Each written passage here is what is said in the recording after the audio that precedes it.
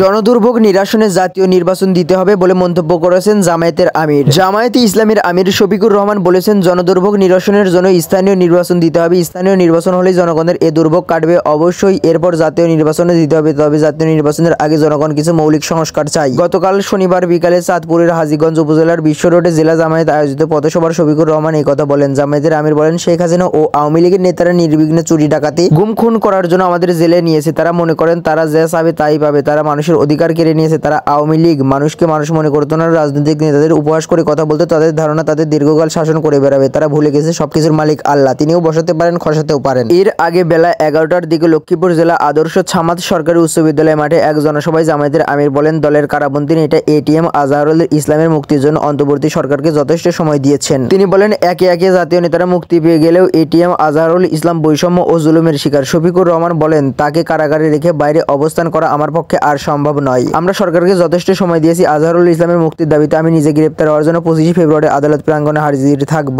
আইন মন্ত্রণালয় ও স্বরাষ্ট্র মন্ত্রণালয় আমাকে গ্রেপ্তার করে কারাগারে পাঠানোর ব্যবস্থা গ্রহণ করবেন। লক্ষ্মীপুর পৌরসভার সাবেক মেয়র তাহেরের পরিবারের প্রতি ইঙ্গিত করে জামায়াতের আমির বলেন, 1 বছর আগে লক্ষ্মীপুরের মাটিতে দাঁড়িয়ে কথা বলতে পারবো সেই কল্পনা করিনি। স্বাধীনতার পর একটি গোষ্ঠী লক্ষ্মীপুরকে সন্ত্রাসী এলাকায় পরিণত করেছে, বিশেষ করে একটি পরিবার। এখন তারাও পালিয়েছে। তিনি বলেন, এমন রাজনীতি ঘৃণা করি যে রাজনীতি করতে গিয়ে দেশ থেকে পালাতে হয়। আবু সাইদের মতো বুক পেতে মারা যাওয়া যেন আনন্দের হয়, এমন রাজনীতি চাই। সমাবেশে উপস্থিত নেতা কর্মীদের কাছে জামায়াতের আমির জানতে চান, লক্ষ্মীপুরে চাঁদাবাজি, দখলবাজি, সন্ত্রাসী কর্মকাণ্ড হচ্ছে কিনা। নীতি কর্মীদের কাছ থেকে হ্যাঁ সূচক জবাব পেয়ে তিনি বলেন, দল মত নির্বিশেষে সবাইকে চাঁদাবাজি দখলদারি বন্ধ করতে এগিয়ে আসতে হবে, আবার যেন ফ্যাসিবাদের নতুন ধারা তৈরি না হয়। জনসভায় সভাপতিত্ব করেন লক্ষ্মীপুর জেলা জামায়াতের আমির রুহুল আমিন ভূঁইয়া, সেক্রেটারি জেনারেল ফারুক হোসেনের সঞ্চালনায়। এছাড়াও বক্তব্য দেন জামায়াতের কেন্দ্রীয় সহকারী সেক্রেটারি জেনারেল এটিএম মাসুম, কর্ম পরিষদের সদস্য রেজাউল করিম, মোবারক হোসেন প্রমুখ।